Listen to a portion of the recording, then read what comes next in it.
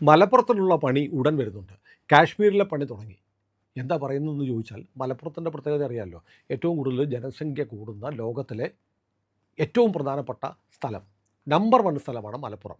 ഇതേപോലെ തന്നെ ജനസംഖ്യയുടെ കാര്യത്തിൽ വല്ലാത്ത വ്യത്യാസമുണ്ടാകുന്ന ഒരു സ്ഥലമാണ് കാശ്മീർ.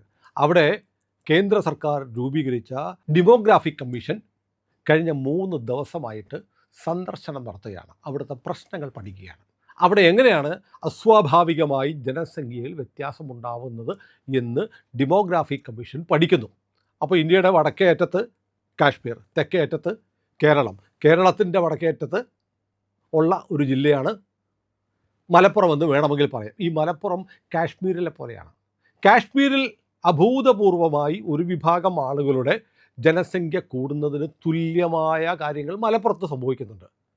അപ്പോൾ സ്വാഭാവികമായും കാശ്മീർ പരിശോധിച്ച് കഴിഞ്ഞാൽ, കാശ്മീരിലെ സന്ദർശനം കഴിഞ്ഞാൽ ഈ കമ്മീഷൻ വരേണ്ടത് മലപ്പുറത്തേക്കാണ്, കേരളത്തിലേക്കാണ്.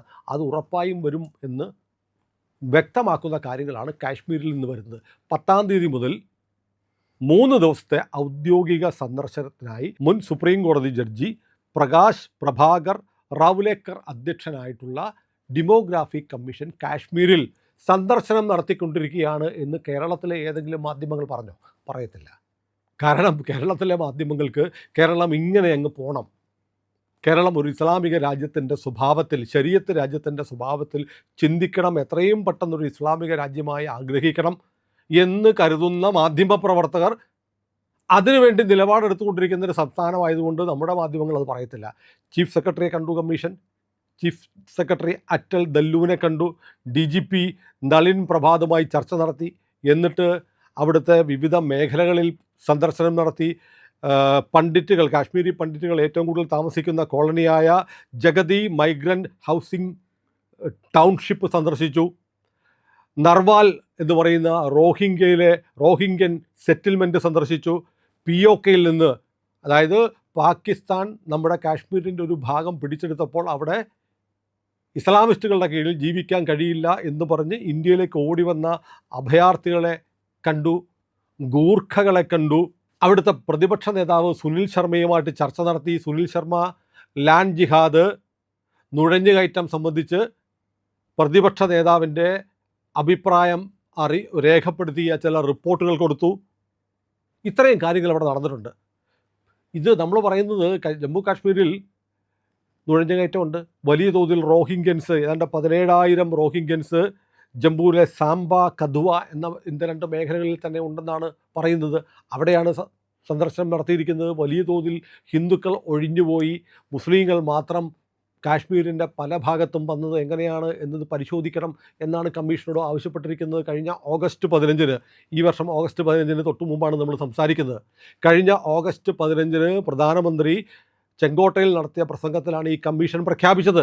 ഈ കമ്മീഷൻ പ്രഖ്യാപിച്ച് സുപ്രീം കോടതി മുൻ ജഡ്ജി ജസ്റ്റിസ് പ്രകാശ് പ്രഭാകർ റാവുലേക്കർ, മുൻ സെൻസസ് കമ്മീഷണറായ മൃത്യുഞ്ജയ് കുമാർ നാരായണൻ, മുൻ IAS ഉദ്യോഗസ്ഥൻ ദുർഗാ ശങ്കർ മിശ്ര, IPS ഓഫീസറായ ബാലാജി ശ്രീവാസ്തവ, എക്കണോമിസ്റ്റായ ഡോക്ടർ ഷമിക റവി എന്നിവരടങ്ങുന്ന ഒരു കമ്മീഷൻ, അതിൻ്റെ മെമ്പർ സെക്രട്ടറി ആയിട്ട് കേന്ദ്ര ആഭ്യന്തര വകുപ്പ് ജോയിൻറ്റ് സെക്രട്ടറി, ഇത്രയും പേരുള്ള കമ്മീഷൻ ഉണ്ടാക്കി. ഈ കമ്മീഷൻ രൂപീകരിച്ച വാർത്ത പോലും, പ്രിയപ്പെട്ടവരെ, കേരളത്തിലെ മാധ്യമങ്ങൾ നിങ്ങളോട് പറഞ്ഞിട്ടില്ല. ഇന്ത്യ ലൈവാണ് പറഞ്ഞത്. ഇന്ത്യ ലൈവ് ഇത് പറഞ്ഞു, മലപ്പുറത്ത് കമ്മീഷൻ പഠനം നടത്തും എന്ന് പറഞ്ഞു. കാരണം മലപ്പുറം നിങ്ങൾ ഗൂഗിൾ ചെയ്തറിയാം, ലോകത്തിൽ ഏറ്റവും കൂടുതൽ ജനസാന്ദ്രത കൂടുന്ന നഗരമായി മലപ്പുറത്തെ തിരഞ്ഞെടുത്തിട്ടുണ്ട്. 3-ാം സ്ഥാനമോ 4-ാം സ്ഥാനമോ കോഴിക്കോടുണ്ട്. അപ്പോൾ മലബാർ അല്ലെങ്കിൽ നമ്മുടെ വടക്കൻ ജില്ലകളിൽ അനിയന്ത്രിതമായി അഭൂതപൂർവമായ ജനസംഖ്യാ വർധനം ഉണ്ടാവുന്നു എന്ന് പറയുന്നത് വെള്ളാപ്പള്ളി പറയുന്നത് പോലെ വർഗീയതയല്ല. വെള്ളാപ്പള്ളി ഇത് പറഞ്ഞാൽ ഉടനെ വർഗീയതയാണെന്ന് പറയും. വെള്ളാപ്പള്ളിയെ വർഗീയവാദിയാക്കാനുള്ള കാരണം ജനസംഖ്യ കൂടുന്നു, നമ്മുടെ പൊതു സമ്പത്തിൻ്റെ, വിദ്യാഭ്യാസ സ്ഥാപനങ്ങളുടെ ഗണ്യമായ എണ്ണം ഒരു പ്രത്യേക സമുദായത്തിന് മാത്രം കിട്ടുന്നു എന്ന് പറയുന്നതിൻ്റെ പേരിലാണല്ലോ വെള്ളാപ്പള്ളിയെ നിങ്ങൾ വർഗീയവാദിയാക്കുന്നത്. സംസ്ഥാന സർക്കാരിൻ്റെ സ്റ്റാറ്റിസ്റ്റിക്സ് ഡിപ്പാർട്ട്മെൻറ്റ് ഒരു കണക്കുണ്ട്. ആ കണക്ക് നേരത്തെ ഇന്ത്യ ലൈവ് ചർച്ച ചെയ്താണ്. അത് കാണാത്തവർക്ക് വേണ്ടി ഒന്നുകൂടെ ഞാൻ പറയാം. കേരളത്തിൽ ഹിന്ദുക്കളും ക്രിസ്ത്യാനികളും മരിച്ചു തിരികെയാണ്. ജനസംഖ്യ കൂടിക്കൊണ്ടിരിക്കുന്നത് മുസ്ലിമുകൾക്ക് മാത്രമാണ്. വേണമെങ്കിൽ കേരളത്തിൽ ജനസംഖ്യ ഇനി നിലനിൽക്കാൻ പോകുന്നത് മുസ്ലിങ്ങളെ ആശ്രയിച്ച് മാത്രമാണ് എന്ന് പറയുന്ന ഒരു കണക്ക് സ്റ്റാറ്റിസ്റ്റിക്സ് വിഭാഗം പുറത്തുവിട്ടിട്ടുണ്ട്. ഞാൻ ആ കണക്ക് പറയാം. കേരളത്തിലെ ഹിന്ദുക്കളുടെ എണ്ണം 2023 കണക്കാണ് കേട്ടോ. ഹിന്ദുക്കൾ 1,58,399 ഹിന്ദു കുട്ടികൾ ജനിച്ചു. മരിച്ചത് പക്ഷേ 1,80,971 എന്ന് പറഞ്ഞാൽ ജനനവും മരണവും തമ്മിൽ 22,572 വ്യത്യാസമുണ്ട്. അതായത് ഹിന്ദുക്കൾ ജനിക്കുന്ന കുഞ്ഞുങ്ങളെക്കാൾ കൂടുതൽ ആളുകൾ മരിക്കുന്നുണ്ട്. 2023 മാത്രം ജനന നിരക്കിനേക്കാളും 22,572 ഹിന്ദുക്കൾ മരിച്ചിട്ടുണ്ട്. ക്രിസ്ത്യാനികളാണെങ്കിൽ ബർത്ത് റേറ്റ് 2023 56,810 കുട്ടികൾ മാത്രമാണ് കേരളത്തിൽ ക്രിസ്ത്യാനികൾക്കുണ്ടായത്. എന്നാൽ മരിച്ച ക്രൈസ്തവരുടെ എണ്ണം 62,338. അതായത് ജനിച്ചതിനേക്കാളും കൂടുതൽ മരണം. 5,528 മരണങ്ങൾ കൂടുതലുണ്ടായി, ജനനനിരക്കിനേക്കാൾ കൂടുതൽ. ഇനി മുസ്ലിങ്ങളുടെ കണക്ക് നോക്കുമ്പോൾ 1,76,312 മുസ്ലിം കുഞ്ഞുങ്ങൾ ജനിച്ചു. മുസ്ലിങ്ങൾ മരിച്ചിട്ടുള്ളത് 59,541 മാത്രമാണ്. അതായത് മരിച്ചവരെക്കാൾ കൂടുതൽ 1,16,771 മുസ്ലിം കുഞ്ഞുങ്ങളുണ്ടായിട്ടുണ്ട്. ഇത് പറയുമ്പോൾ വർഗീയത എന്ന് പറയരുത്, കാരണം ഇത് കണക്കാണ്, സർക്കാരിൻ്റെ കണക്കാണ്. എന്ന് പറഞ്ഞാൽ കേരളം ഇനി നിലനിൽക്കാൻ പോകുന്നത് മുസ്ലിങ്ങൾക്ക് കുഞ്ഞുങ്ങൾ ഉണ്ടാകുന്നത് കൊണ്ട് മാത്രമാണ്. എന്തുകൊണ്ടാണ് ഇങ്ങനെ സംഭവിക്കുന്നത്? അപ്പോൾ ഈ രീതിയിൽ മുന്നോട്ട് പോയാൽ വലിയ കാലതാമസമില്ലാതെ കേരളത്തിൽ നിന്ന് ഹിന്ദുക്കളും ക്രിസ്ത്യാനികളും ഇല്ലാതാവും. സർക്കാരിൻ്റെ കണക്കാണ്. ഇതാദ്യം പ്രസിദ്ധീകരിച്ചത് ദ ന്യൂ ഇന്ത്യൻ എക്സ്പ്രസ് എന്ന് പറയുന്ന പത്രമാണ്. ആ പത്രം പ്രസിദ്ധീകരിച്ച ടേബിൾ, ഇത് സംബന്ധിച്ച് പ്രസിദ്ധീകരിച്ച വാർത്തയ്ക്കൊപ്പം കൊടുത്ത ഇൻഫോഗ്രാഫിക് ഞാൻ നിങ്ങളെ കാണിക്കാം. അപ്പോൾ വലിയ അസാധാരണമായ ഒരു ഡെമോഗ്രാഫിക് ചേഞ്ച് കേരളത്തിൽ ഉണ്ടാകുന്നുണ്ട്. ഇത് കാശ്മീരിൽ സംഭവിച്ചു. കാശ്മീരിൽ സംഭവിച്ചത് തന്നെയാണ് കേരളത്തിൽ ആവർത്തിക്കുന്നത്. അങ്ങനെ വരുമ്പോൾ കാശ്മീരിൽ സന്ദർശനം നടത്തുന്ന ഈ കമ്മീഷൻ അടുത്തു വരേണ്ടത് മലപ്പുറത്തേക്കാണ്. മലപ്പുറത്ത് വരും. മലപ്പുറത്ത് സംഭവിക്കുന്നത് എന്താണെന്ന് പഠിക്കേണ്ടി വരും. പഠിച്ചു കഴിഞ്ഞാൽ ഇപ്പോൾ ജമ്മു കാശ്മീരിൽ ഇപ്പോൾ എന്താ സംഭവിച്ചത്? ജമ്മു കാശ്മീരിൻ്റെ സംസ്ഥാനം അല്ലാണ്ടായിട്ട് മാറി. ജമ്മു കാശ്മീരിലെ അനിയന്ത്രിതമായ നുഴഞ്ഞുകയറ്റവും ജനസംഖ്യയിൽ ഒരു വിഭാഗത്തിൽ മാത്രം ഉണ്ടാവുന്ന കുതിച്ചുകയറ്റവും മൂലം അവിടെ ഭീകരവാദ പ്രസ്ഥാനങ്ങൾക്ക് വലിയ വളക്കൂറുണ്ടായി. നൂറുകണക്കിന് ആളുകൾ കൊല്ലപ്പെട്ടു, സൈനികർ ഉൾപ്പെടെ. വലിയ വിഭജനവാദവും വിഘടനവാദവും കാശ്മീരിലുണ്ടായി. കാശ്മീർ ഇന്ത്യയിൽ നിന്ന് വേർതിരിക്കാനുള്ള ശ്രമങ്ങളുണ്ടായി. എന്താ കാരണം? ജനസംഖ്യയിൽ ഒരു വിഭാഗത്തിനുണ്ടായ അനിയന്ത്രിതമായ മുൻകൈയും കുതിച്ചുകയറ്റവുമാണ്. കേരളത്തിൽ ഇങ്ങനെ സംഭവിക്കില്ല എന്ന് പറയാൻ പറ്റുമോ? കാരണം ആ തരത്തിലാണ് കേരളത്തിലെ 3 പ്രബല വിഭാഗങ്ങളിൽ ഹിന്ദുക്കളും ക്രിസ്ത്യാനികളും കേരളത്തിൽ മരിച്ചു തീർന്നുകൊണ്ടിരിക്കുന്നത്.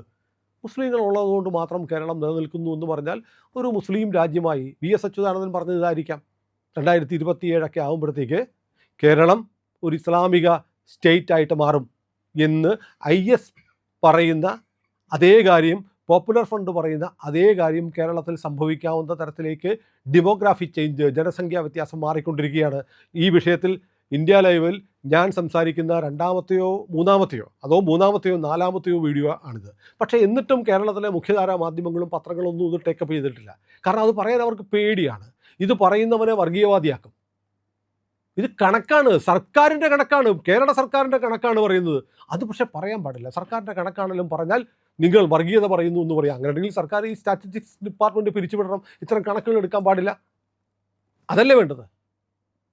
അപ്പോൾ ഏതായാലും ഈ കണക്കുകൾ ഭീതി ഉണ്ടാക്കുന്ന ഒരു കണക്കാണ്.